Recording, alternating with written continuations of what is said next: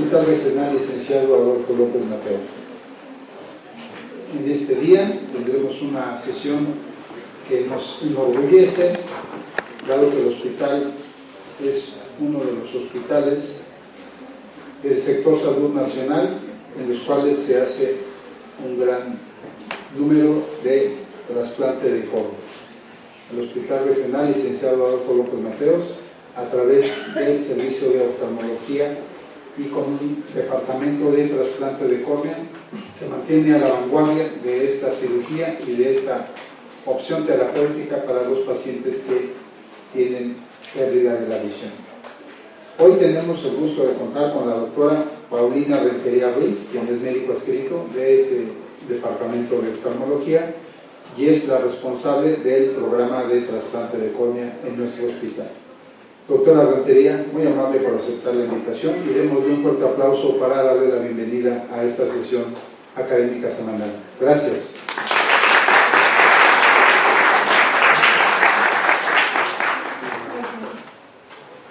Hola, buenos días.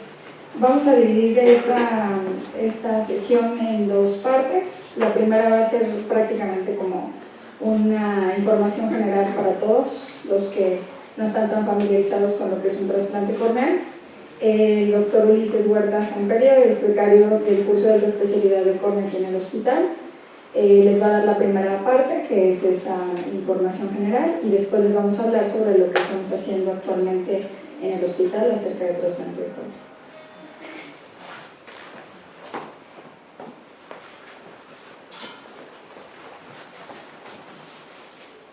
Buenos días.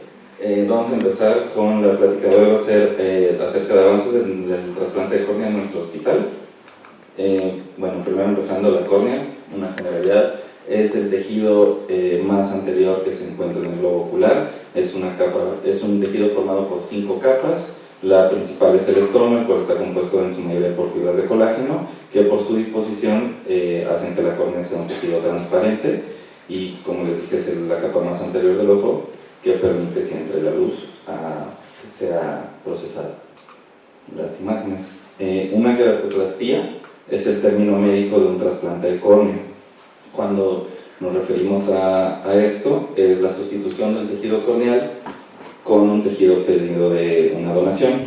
Hay varios tipos. Cuando nos referimos a queratoplastía penetrante es cuando se cambian todas las capas de la córnea, es un espesor total. Y están también otros trasplantes, que puede ser el lamelar o el endotelial, cuando se trasplantan solamente ciertas capas de la córnea. El lamelar puede ser tanto anterior como posterior, y en el endotelial solo se trasplanta el endotelio.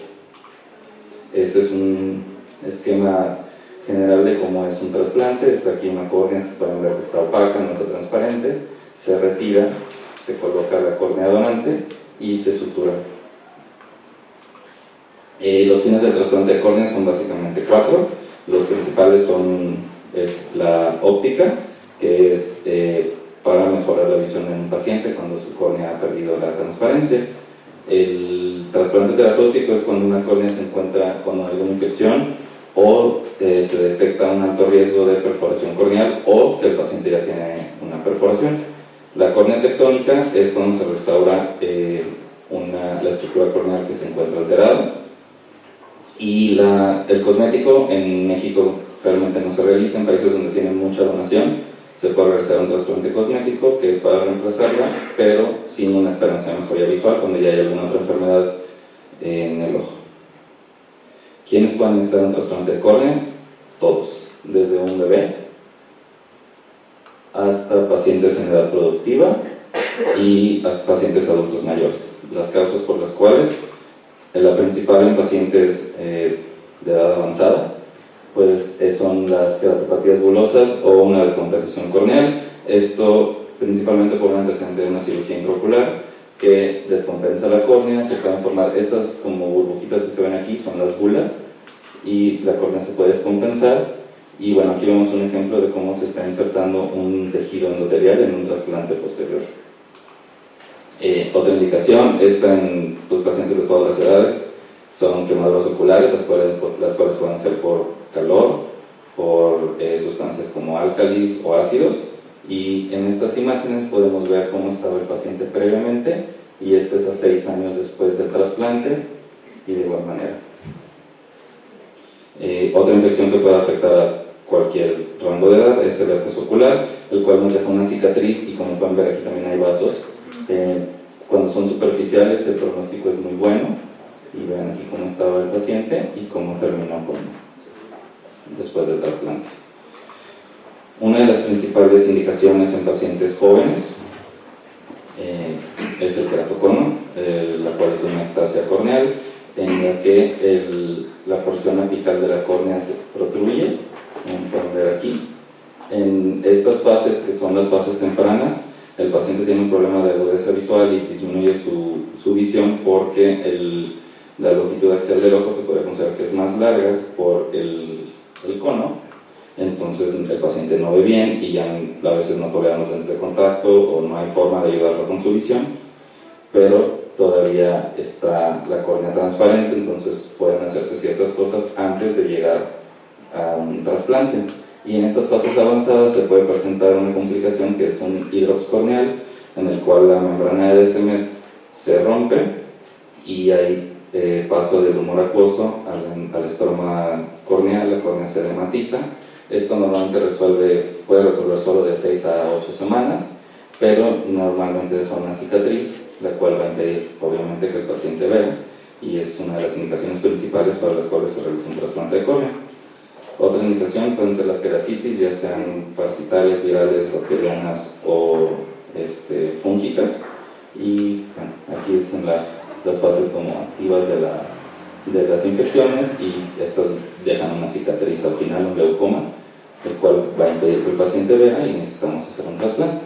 Y también las distrofias, las cuales son enfermedades congénitas de alguna de las diferentes capas de la córnea que evitan que el paciente pueda ver. Bueno, ya que tenemos un paciente que vemos que es candidato a trasplante de córnea, tenemos que darle un seguimiento para revisar estas características del paciente para ver que se mantenga siendo candidato a trasplante de córnea. La agudeza visual y la capacidad visual, es principalmente en pacientes donde, por ejemplo en keratocono, que tienen la córnea transparente, ver cuánto alcanzan de visión, o sea, capacidad visual, con lentes de contacto ya sean rígidos o los diferentes que hay, para ver si ya es candidato al trasplante o si todavía podemos esperar para revisarlo, ya que es una cirugía, pues es un trasplante a fin de cuentas, requiere muchos cuidados y la recuperación es lenta y el paciente tiene que poner mucho de su parte. Hay que controlar la presión intraocular, que el paciente no vaya a tener a la larga datos de glaucoma, una afectación al nervio óptico, y pues aunque hiciéramos el trasplante no tendría una mejoría visual como quisiéramos. Tratamiento de ojo seco, si el paciente tiene alguna infección hay que tratarla y eliminarla antes de que se realice el trasplante, porque si no se puede regresar después del trasplante. Es muy importante hacer una ecografía del segmento posterior porque, como vieron en las imágenes, hay muchos pacientes que la córnea no permite valorar el polo posterior de manera clínica, y si hay alguna afectación en la retina o en alguna capa posterior del globo ocular, no sería recomendable hacer el trasplante porque no tendría una mejoría visual como esperaríamos. Y el cierre palpebral adecuado, esto no nos detiene de hacer el trasplante, pero nos hace que primero el paciente vaya a un servicio de órbita o oculoplástica, donde resuelvan ese problema del párpado para ya poder realizar el trasplante. Y si es muy importante al paciente, o sea, parte muy importante de la preparación es hacerme hincapié que el trasplante de córnea es algo que requiere muchos cuidados y que la recuperación es lenta, que probablemente después del trasplante no va a ver tan bien hasta que empecemos a retirar las suturas y todo. Bueno, ahora parte de la procuración del tejido corneal, lo ideal es que se haga dentro de las primeras 6 horas del fallecimiento del donador. Hay que valorar la viabilidad del tejido, si el paciente donador tiene también alguna de las enfermedades que vimos, la córnea está opaca o algo, no puedes donar. Y es muy importante tener un consentimiento firmado por los familiares. Bueno, las contraindicaciones absolutas para donar: infecciones en el donador por hepatitis B y C, VIH, sepsis, o que la muerte sea de una causa etiológica desconocida, porque no se sabe si tenía alguna de estas situaciones o qué fue lo que pasó. Y es muy importante que pacientes que tengan, o sea, pacientes que hayan fallecido incluso por alguna complicación de estas enfermedades, o que no tengan complicaciones y las tengan, como diabetes, hipertensión, enfermedad renal crónica o alguna enfermedad en el hígado, pueden ser donadores, no los descarte. ¿Okay? La técnica de la procuración se hace bajo técnica estricta de asepsia y antisepsia, que se colocan campos estériles. Es muy importante mantener el ojo lubricado y se coloca también gotas de antibiótico. Se realiza una peritomía limbar 360 grados y se extrae, es importante recalcar que solo se extrae la córnea y 2 a 3 milímetros de limbo escleral, no se quita todo el ojo. ¿Sí? Así, bueno, así queda. Si ven, aquí está la esclera y el resto del ojo, solo se quitó la parte central. Y esto se coloca en un medio Optisol, que es un medio de cultivo biológico y que está estéril. Y bueno, para dignificar el cadáver del paciente donante, se suturan tanto la esclera como los párpados. Bueno, para evaluar ya posterior al retiro, se hace una evaluación más profunda del tejido corneal, se realiza en la lámpara de hendidura una biomicroscopía, se ve cómo está el estado del tejido corneal, cómo está el endotelio, cómo está el epitelio, y el Optisol, como les mencionaba, es un medio de cultivo biológico y estéril que mantiene la córnea bien en refrigeración de 2 a 8 días. Lo ideal es trasplantarla antes de los 7 días. Y bueno, este es un video de la técnica quirúrgica del trasplante de córnea. Aquí tenemos al paciente que va a ser el receptor. Se marca y primero se mide la córnea para ver sus diámetros. Se marcan el centro y se marca el diámetro que vamos a trepanar, que es el cortar con este es un trépano de Barron que funciona con vacío.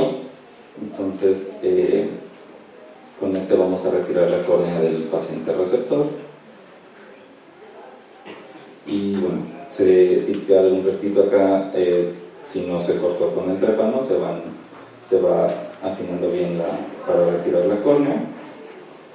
Después la córnea donante ya se tiene trepanada, o se trepana en ese momento, y se coloca y se empiezan a suturar. El primer punto es el más importante porque es el que nos da la estabilidad de la córnea para poder manipular la posterior y que el ojo no quede como estaba a cielo abierto. Los primeros puntos, que son los puntos cardinales, después del primero son los más importantes porque así se da una estabilidad al tejido que acabamos de colocar. En promedio son 16 suturas. Pueden ponerse más si se detecta algún espacio o alguna fuga en la colocación del tejido, y cada sutura se tiene que invertir para que el paciente no le cause tanta molestia. Tenemos un antes y un después. Bueno, les había mencionado del injerto tectónico. Aquí es un paciente que tiene una perforación corneal con protrusión del tejido uveal. Ahí se ve el iris que está saliendo por la perforación corneal. Bueno, aquí ya esto es en la lámpara de hendidura, aquí ya es en el quirófano. Y aquí ya se retiró la córnea del paciente. Si ven, fue un corte descentrado para poder retirar la porción que estaba protruyendo. Aquí se cortó este pedazo de iris para poder retirar la córnea, porque esto ya estaba expuesto al exterior. Y aquí se ve la córnea con la perforación que tenía. Y aquí vemos cuando ya se hizo el procedimiento. Aquí está ya suturada la córnea donante. Cuando es tectónico es una córnea que no tiene calidad óptica, no está tan transparente, pero nos sirve para arreglar esos problemas que son de urgencia. Y el seguimiento que se le da al paciente es al día postquirúrgico, a la semana, a las 2 semanas, y de ahí cada mes. Y durante el primer año hasta el tercer mes. A partir del cuarto mes pueden ser cada 2 o 3 meses durante el primer año. Y bueno, aquí vemos un postquirúrgico al día siguiente puede ser, o cuando todavía tiene sus suturas, y aquí cuando ya retiramos las suturas y es un trasplante exitoso. Entonces ya, para Paulina Rentería nos va a dar del centro de trasplantes. Bueno, como pueden ver, el trasplante corneal tiene muchas ventajas respecto al resto de los trasplantes. siempre se menciona que los trasplantes de órganos son una urgencia y es una realidad, puesto que los órganos son tejidos, no pueden permanecer mucho tiempo cuando se donan.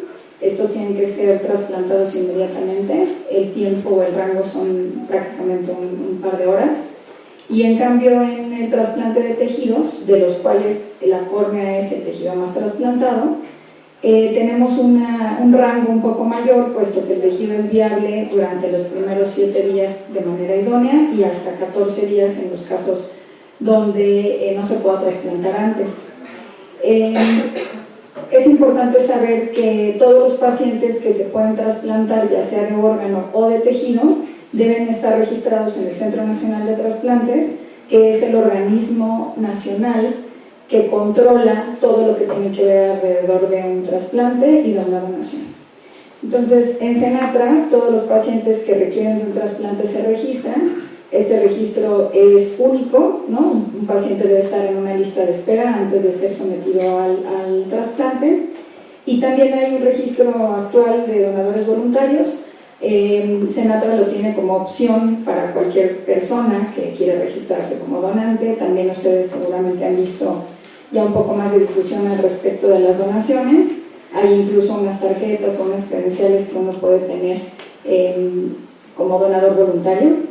Sin embargo, todo esto a nivel legal no ha llegado a lo que quisiéramos como en otros países del primer mundo, en donde el donante puede expresar su voluntad en vida y de no ser la familia la que niegue la donación, esto se respeta, ¿no? En México no. En México, aunque tú quieras ser un donante en vida y aunque tú te registres como donador voluntario, legalmente la familia es la que al final decide si se puede o no realizar la donación. Hay un documento legal actualmente que puede hacer que esto, que la voluntad del que quiere donar se respete después, pero eso ya es un tema más a profundidad. Entonces, bueno, lo importante es que estamos un poco más relacionados porque tenemos más difusión actualmente con el tema de la donación y que eso pues ha ido en aumento, ¿no? del número de trasplantes que se realizan. Aquí les pongo una tabla, estos son datos de Senatra y son actuales, esta fuente es del año pasado, 2018, receptores en espera de córnea al final del año. Entonces aquí pueden ver que más o menos se han mantenido en los últimos años.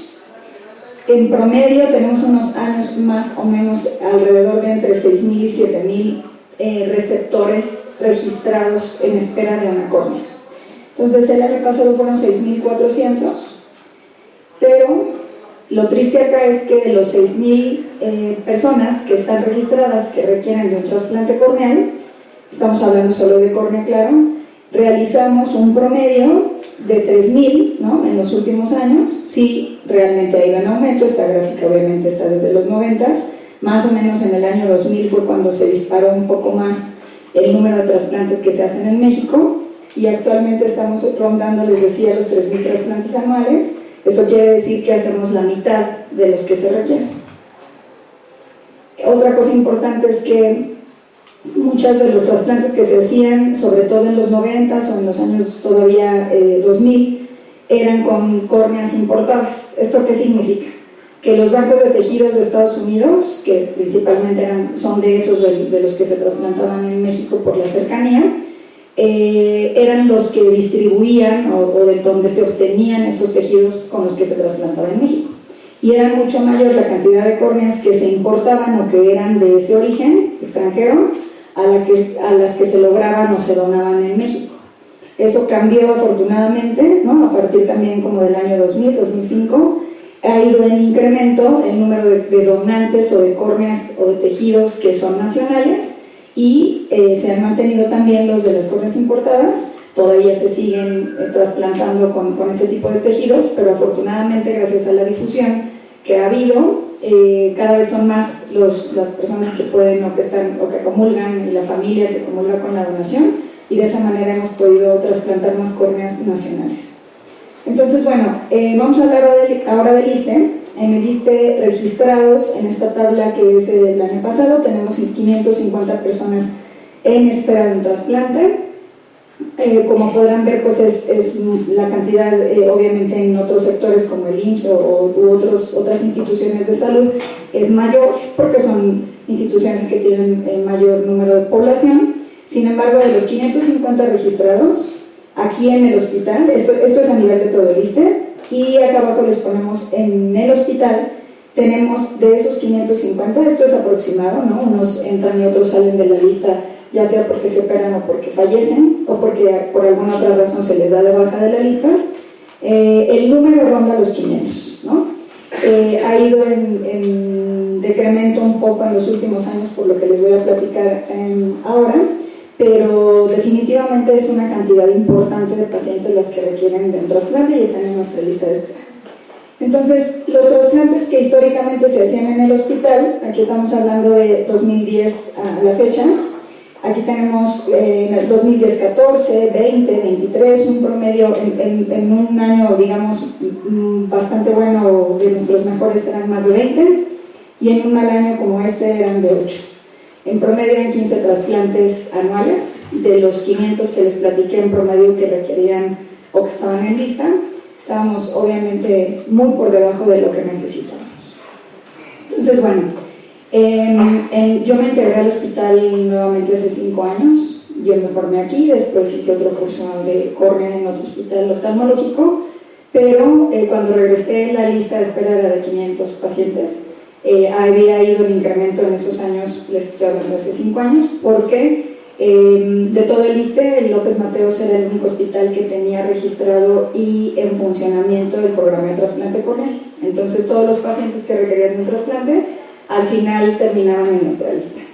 Actualmente ya hay otros hospitales, el 20 de noviembre, el Hospital Zaragoza, que reabrieron su programa de trasplante y entonces ellos ya están recibiendo también pacientes para su lista y haciendo los trasplantes corneales. Sin embargo, nuestra lista entonces siempre quedó como con un número muy alto.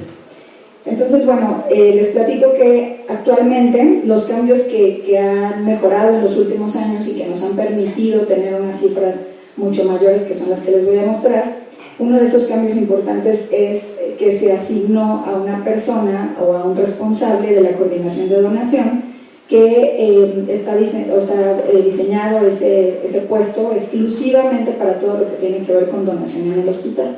Y estamos hablando de donación de cualquier especie, ¿no? Sobre todo los donantes multiorgánicos, que como ustedes saben son los que donan órganos y también tejidos. Entonces la doctora Karina Guerrero, y en conjunto de trabajo con la licenciada Enriqueta Ramírez, que son quienes han estado actualmente en los últimos años a cargo de esto.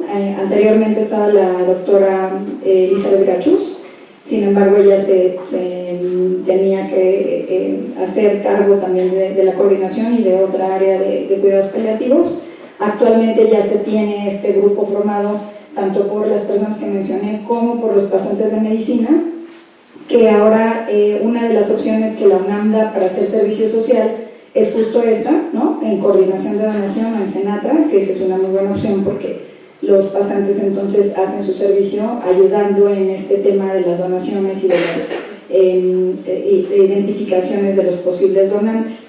Y bueno, esto aunado a la posibilidad que hemos tenido de hacer procuraciones en otros hospitales del ISSSTE y del Seguro. Aquí tenemos a la doctora Karina y a la licenciada con los pasantes. Entonces, del 20 de noviembre, del IMSS, de otros hospitales del ISSSTE, estamos teniendo la posibilidad de recibir tejido procurado por ellos, que ellos nos ofertan, o de ir nosotros, desplazarnos a esos hospitales a hacer las procuraciones. Entonces, ese es el primer cambio importante que hubo, que nos trajo un número mayor de potenciales donantes. Y el otro cambio muy importante que hubo también es un convenio, que esto lleva casi 4 años que se empezó. El Banco de Tejidos del Estado de México, para los que no hayan oído hablar de él, es un organismo que se formó hace 5 años más o menos. Empezó a funcionar como un anexo del Centro Adolfo López Mateos, que es del Gobierno del Estado de México, que está en Toluca. Después ya se formó o se estableció como un organismo autónomo. sí depende del gobierno del Estado de México, pero ya es una institución que tiene sus propias líneas y que básicamente funciona como un banco de tejidos, ¿no? Así como los que les platiqué que hay en Estados Unidos y en otros países, el Banco de Tejidos del Estado de México ya tiene la posibilidad de recibir todos los tejidos donados de cualquier hospital y de cualquier red de salud para ser procesados en el banco. El procesamiento que se le hace es básicamente el panel viral que se le hace al donador para saber que no tiene VIH, hepatitis y la serología básica, que sea negativa, y para documentar si el tejido que se está extrayendo se puede tomar como tejido viable. Para esto se hace una serie de toma de cultivos y de estudios a todos los tejidos que ellos procesan. Aquí les ponemos una fotografía de cuáles son los tejidos que el Banco de Tejidos puede suministrar y puede analizar. El amnios es literal la membrana que cubre a la placenta, ¿no? Esta membrana para nosotros es bastante útil porque se fracciona y se puede ocupar en algunos casos, como les voy a explicar después. Obviamente también el hueso, la córnea, que para nosotros es de lo que estamos hablando el día de hoy, la fascia, los tendones y algunos ligamentos también son tejidos que se pueden analizar, procesar y después ocupar en un trasplante posterior. Entonces, lo que buscamos es hacer un convenio del Banco de Tejidos con el ISSSTE, específicamente con el hospital, para que ellos tuvieran la posibilidad de hacer o de intercambiar este tejido de manera constante, y entonces nosotros poder tener una afluencia, digamos, continua, ¿no?, de este tipo de tejidos, en nuestro caso las córneas, de manera que no solamente pudiéramos trasplantar las córneas donadas en el hospital, sino las recibidas del banco y de los otros hospitales que platiqué.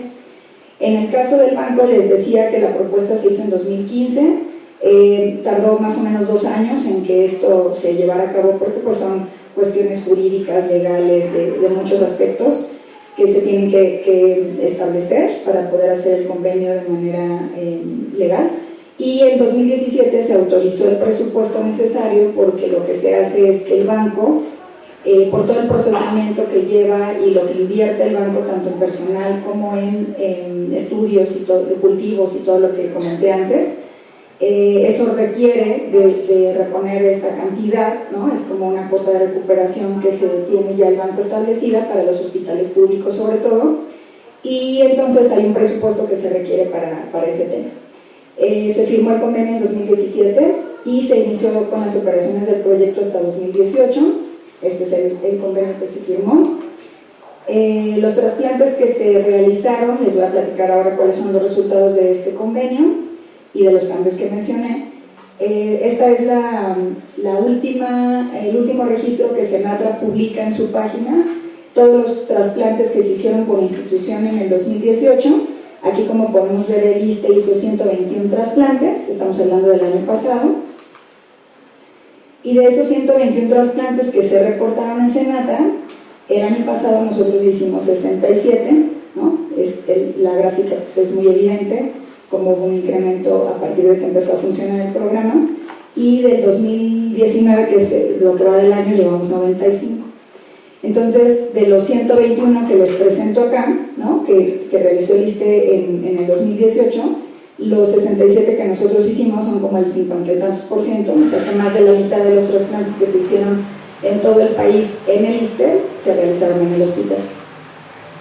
Es por primera vez en toda la historia de trasplante del ISSSTE que aparecemos en los 5 primeros hospitales que ellos publican de origen nacional y origen importado, lo que les platicaba de las córneas que son donadas en México y de las que se importan de otros bancos.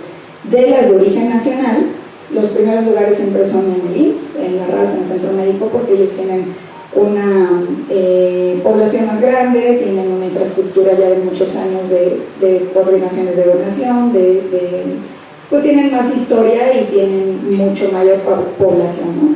Pero la verdad es que para nosotros es un orgullo y un ejemplo del trabajo que estamos haciendo el que ya figuramos, ¿no?, como hospital de origen nacional. En el primer trimestre de este año estábamos en el 5º lugar y ahora somos el 4º. Entonces, bueno, ha sido un trabajo muy arduo. Como se pueden imaginar, siempre aquí hay pues ciertos obstáculos que hay que pasar, no perder la finalidad o el ánimo para continuar con esto, porque sí es un tema difícil. Nosotros ahora tenemos el apoyo, como les decía, de la coordinadora de donación, porque esto es de insistencia, esto es de perseverar, de no quitar el dedo del renglón, porque el tema de la donación todavía es difícil. Hay muchas familias que no están de acuerdo y que dan negativas para la donación. Sin embargo, el trabajo ha sido arduo y ha tenido resultados. Los adscritos que estamos en el servicio somos 3, la doctora Gabriela Navarrete, el doctor Rudy León Patiño y una servidora. Somos los que hacemos los trasplantes, estamos adscritos a Oftalmo, y actualmente tenemos 2 becarios del curso de alta especialidad que se están formando para hacer los siguientes que trasplanten. Estos cursos ya están prácticamente establecidos en muchos hospitales, y la realidad es que lo que estamos buscando es que esto sea todavía mayor en un futuro, ¿no? Los residentes de oftalmo también son para nosotros un gran apoyo, porque son quienes tienen mucho contacto con los pacientes. Estos pacientes, como se pueden imaginar, tienen muchos detalles que hay que cuidarles en su seguimiento, y todos ellos pueden rechazar la córnea en algún momento. Los rechazos en el trasplante corneal no son como en el trasplante de otros órganos. Afortunadamente nuestros índices de rechazo son menores y van en relación mucho con el tejido, que tiene muchos vasos, ¿no? La córnea es un tejido vascular, como les explicó el doctor, y cuando hay vasos el riesgo de rechazo es menor. Entonces, bueno, estamos trabajando todavía, tratamos siempre de que estemos en contacto con todos los servicios críticos, ¿no? Medicina interna, urgencias, terapia intensiva, tanto pediátrica como de adultos, pues son los neurocirugías, son los servicios que muchas veces tienen potenciales donantes, y nosotros les pedimos siempre su apoyo en el caso de que tengan o identifiquen algún paciente que pueda ser potencial donante. Como ya se dieron cuenta, casi todos pueden donar córneas. Es un tejido que afortunadamente no se ve afectado por condiciones sistémicas, ¿no?, como son los órganos. Entonces, en este sentido, la verdad es que sí tratamos de que sea una comunicación importante la que haya de todos los servicios con nosotros. Por último, les muestro un caso para que vean que esto sí hace mucha diferencia en los pacientes. Este es un señor de 67 años, que es un paciente que tenemos en la consulta. Tuvo una quemadura corneal en los 2 ojos, un ojo lo perdió por múltiples razones, o sea que solamente tiene un ojo, le llamamos nosotros ojo único funcional. Entonces, en ese ojo solamente percibía la luz. Esta es su foto prequirúrgica. ABS, agudeza visual, percepción de luz, o sea, no ve siluetas, no ve a 1 metro, solo ve la luz, ¿no? La opacidad y todos los vasos que tenía previamente. Ya había sido trasplantado, aquí como pueden ver tiene una especie de halo blanquecino, ¿no? Es la cicatriz que deja el botón o la parte del trasplante previo. A este paciente le hicimos un trasplante de córnea, trasplante de células de limbo, que son las células que se encuentran justo en donde termina la córnea y empieza la esclera, ¿no?, que es el limbo. Le hicimos el trasplante, le pusimos células de limbo y una membrana amniótica, justo de las que les mencioné hace rato, que también se ocupa de ese tipo de tejido en estos casos.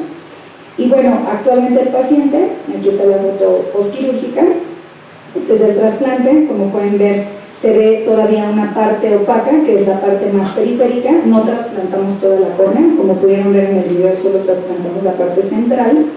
Entonces la parte central es la que se ve en este paciente ya transparente. El paciente tuvo una cirugía previa de catarata, entonces no tiene ni cristalino ni lente intraocular, le llamamos afaquia cuando se presenta eso. Por lo tanto, se hace el trasplante, pero necesita todavía de una graduación importante para poder ver bien. Como esta graduación es alta, no se manda en lentes aéreos, sino en lente de contacto. Entonces, con este lente de contacto especial, el paciente ve como agudeza visual 20-140, esta que mejora 20-50, que para los que no recuerdan, este es una tabla de agudeza visual o de capacidad visual, y esto aproximadamente será como un 70% de visión, que es bastante para un paciente que no veía prácticamente o casi nada. y que tiene un ojo único, ¿no? O sea, la incapacidad o la discapacidad visual es de las que impacta mucho más en la vida del paciente, porque el que no ve no puede hacer su vida diaria básica, ¿no? Como ir al baño, hacer sus cosas mucho más básicas solo, depende de su familia o de las personas que están a su alrededor. Entonces esto sí hace un cambio significativo. El trasplante de córnea, en conclusión, es de los trasplantes más fácilmente o logísticamente más fácil de realizar. Nosotros estamos siempre poniendo el punto de que muchos de los pacientes que fallecen son potenciales donadores, para que esto sea algo que pueda permear en toda la comunidad médica. A veces son detalles que no se conocen. Y que otra cosa importante es la cultura de donación, ¿no? Ustedes pueden platicar este tema en su familia, con sus conocidos, pues no solamente con el personal de salud, porque sí es algo que hace diferencia en el conocimiento y la información que se debe esperar acerca de este tema. Creo que es eso. Estos son nuestros contactos y extensiones, pero básicamente cualquier potencial donador que ustedes puedan detectar, habría que dar aviso a la coordinación de donación, que está enfrente de la dirección. Gracias.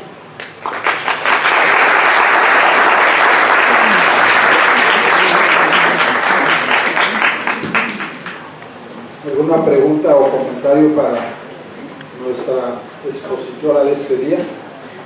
Doctora, nuestra coordinadora de cirugía. Gracias, buenos días.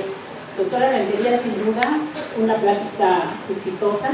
Todo lo que ha presentado pues es de éxito también. Muchas felicidades a usted, a los otros dos médicos, doctora Navarrete y doctor Patiño, a la coordinación de donación, sin duda a todo el equipo que participa, a todos los que hacen las valoraciones preparatorias, a los médicos anestesiólogos, y a mí me consta todo este arduo trabajo. Yo he estado desde hace los 3 o 4 años que llevan cerca de esto también. Todo lo que dijo, pues bueno, es importantísimo para las personas que no están involucradas en esto. Qué bueno que están presentes y recibieron esta información, y no me queda más que seguir alentando esto. Yo estoy convencida de la cultura de la donación, y en todos los momentos que puedo la ejerzo con mis compañeros, con familiares de pacientes con los que tengo mucho contacto. Y pues bueno, nuevamente felicidades a todo el equipo, y vamos a seguir adelante con esta cultura. Felicidades.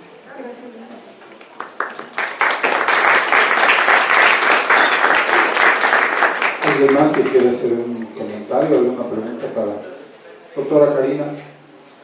¿Quisiera usted dar alguna opinión? La coordinadora de la unidad de trasplantes de tejidos y órganos, creo que es muy valiosa su participación. Sí, bueno, gracias.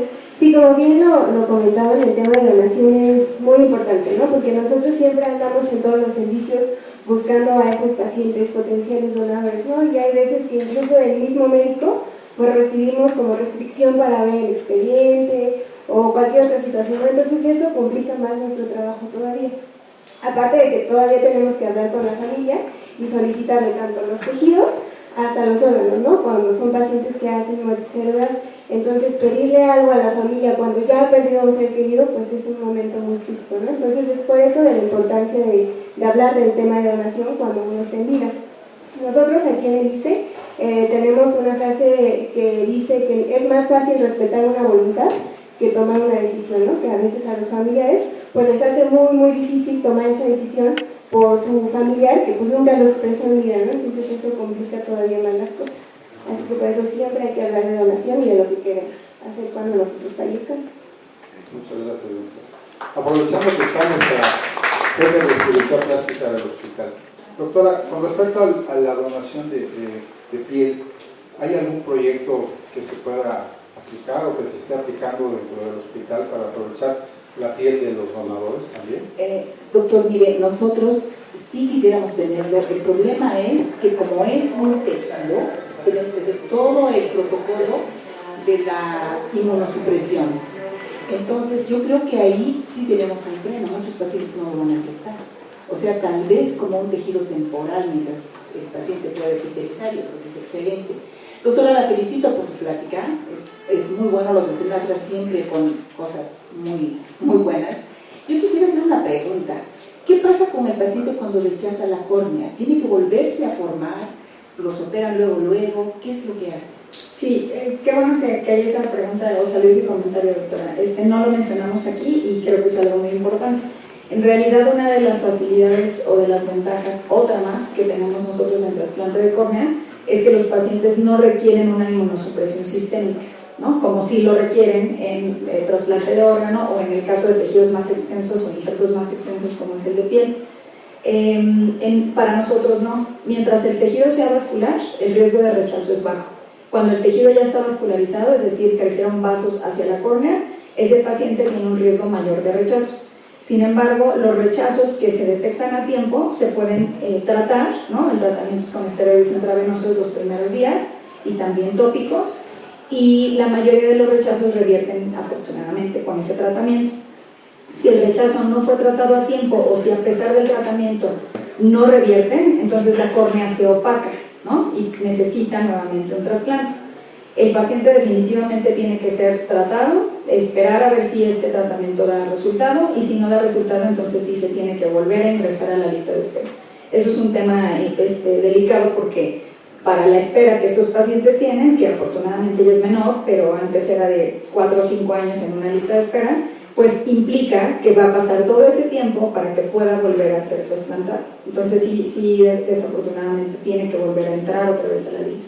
Y en los pacientes que notamos o que sabemos desde antes que son de alto riesgo de rechazo, lo que hacemos, solo en casos muy seleccionados, es darles una inmunosupresión sistémica, ¿no? Estamos hablando de un paciente, por ejemplo, que también es ojo único, que ha tenido 2 o 3 trasplantes previos. En trasplante de córnea, el número, digamos, idóneo de trasplantes para tener un buen éxito son 3, o sea, y en cada uno de ellos el riesgo de rechazo aumenta más y el riesgo de éxito disminuye, o sea que lo ideal sería trasplantar a un paciente una sola vez en la vida, ¿no? Pero bueno, no siempre esto es posible.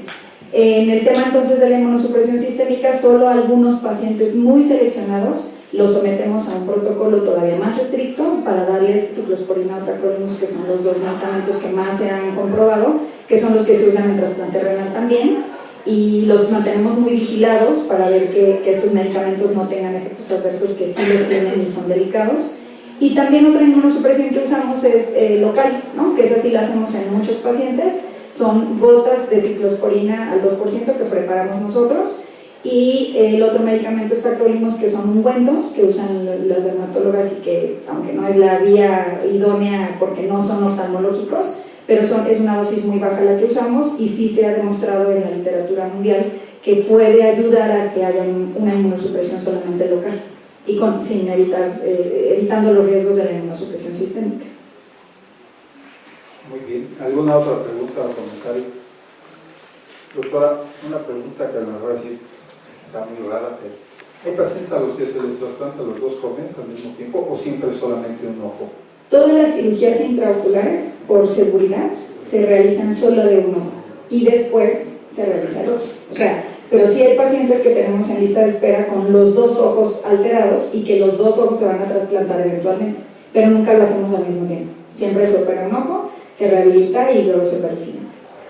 Muy bien, muchas gracias. ¿Alguna otra pregunta? Bien, pues si no hay más preguntas o comentarios, no me queda más que agradecerle a la doctora Paulina Rentería Ruiz su excelente exposición y felicitarla junto con todo su equipo y nuestro equipo de la unidad de trasplante de órganos y tejidos, porque han logrado hacer que el Hospital López Mateos esté dentro de los mejores 5 hospitales a nivel nacional que realizan trasplante de córnea, y eso merece un fuerte aplauso para todo el equipo y para nuestra familia. Muchas gracias.